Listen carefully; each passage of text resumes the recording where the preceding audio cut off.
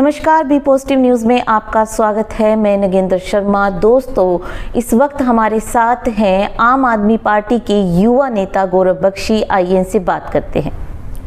Gaurav ji, B positive news में आपका बहुत बहुत स्वागत है। जी शुक्रिया। गौरव जी, मेरा पहला सवाल ये है कि आप NSUI से जुड़े रहे जी, और राजनीति में आपको थोड़ा काफ़ी टाइम हो चुका है आए हुए। जी। आपका राजनीतिक इतिहास क्या रहा है? देखिए, हमने अपनी राजनीति की शुरुआत स्टूडेंट पॉलिटिक्स से की, छात्र राजनीति से की।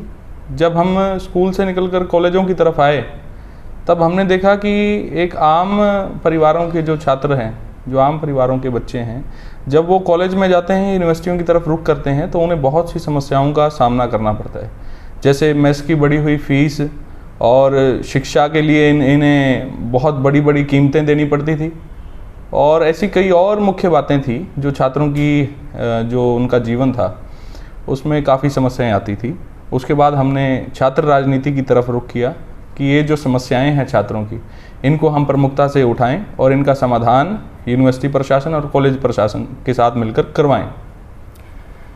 गौरव जी, आम आदमी पार्टी जाति धर्म से ऊपर उठकर राजनीति कर रही है। इससे कांग्रेस को बहुत परेशानी हो रही है, नुकसान हो रहा है, उसके बारे में क्या कहना है? देखिए, ये जो कांग्रेस है, कांग्रेस केवल एक दो चार नेताओं के परिवारों से बनी हुई पार्टी है। राहुल गांधी जी के परिवार को निकाल दीजिए, कांग्रेस एक दिन के बाद ख़त्म हो जाएगी। आम आदमी पार्टी एक विचारधारा है, ये एक विचार है, ये एक सोच है जो अरविंद केजरीवाल जी ने शुरू की है। और आज देखिए, 8 साल के एक बहुत कम समय में हमने 2 राज्यों में बड़ी बहुमत से सरकार बनाने का काम किया है, और अभी अगले 2024 में हम हरियाणा में भी पूर्ण बहुमत से सरकार बनाने जा रहे हैं। गौरव जी, आपने कहा कि आम आदमी पार्टी विचारधारा की पार्टी है। ये जो पार्टी है अपना काम कर रही है, अच्छी तरीके से कर रही है। आप ये बताइए, आप एक युवा नेता हैं और युवाओं की सारी जिम्मेदारी आपके कंधों पर है। आम आदमी पार्टी में आने का जो विचार था वो कैसे आया? देखिए, आम आदमी पार्टी में आने का विचार हमें तब आया जब एक बहुत बड़ी राजनीतिक हलचल हरियाणा की राजनीति में चल रही थी। तब हमारी आंखों पर पहले पट्टी बंधी थी। हम अपना सही और गलत सोचने में सक्षम उस समय नहीं थे, लेकिन जब एक इतना बड़ा तूफान हरियाणा की राजनीति में आया, जब अशोक तंवर जैसे कांग्रेस अध्यक्ष को पार्टी ने निकाल दिया, दरकिनार कर दिया, तो हमारे जैसे कार्यकर्ताओं को सोचना पड़ा कि हमारा भविष्य क्या होगा और इस पार्टी की असल सोच क्या है। ये जो कांग्रेस है, कांग्रेस की सोच केवल एक परिवार तक सीमित है, राहुल गांधी के परिवार तक, और हरियाणा में एक और परिवार है जो अभी आम आदमी पार्टी में आने को ललायित है, एक वो परिवार है। आम आदमी पार्टी की जब हमने विचारधारा, तो शुरू से ही हमें इनकी पसंद थी, लेकिन हमें लगता था कि ये पार्टी छोटी पार्टी है या नई पार्टी है, क्या हमारा इसमें भविष्य रहेगा नहीं रहेगा।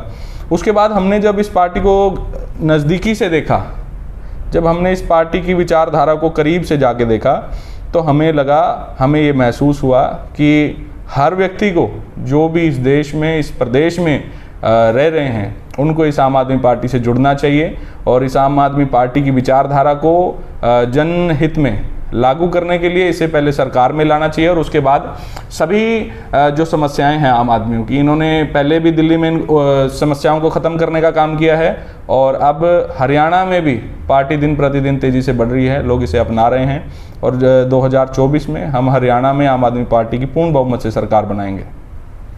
गौरव जी, आपने कहा कि चाहे देश की बात हो या प्रदेश की बात हो, उसमें परिवार की हिस्सेदारी सबसे ज़्यादा रही है कि परिवार से प्रभावित रही है राजनीति। एक राजनीति में आने की महत्वाकांक्षा हर एक इंसान की होती है। आप किस लक्ष्य को लेकर चल रहे हैं?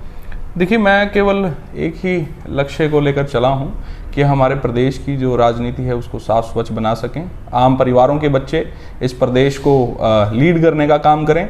आम परिवारों के बच्चे उस कुर्सी पर जाकर बैठें जहाँ से ये पूरा प्रदेश चलता है, क्योंकि आम परिवारों के बच्चे ही जानते हैं कि हमारी समस्याएं क्या हैं, उनका संविधान क्या है।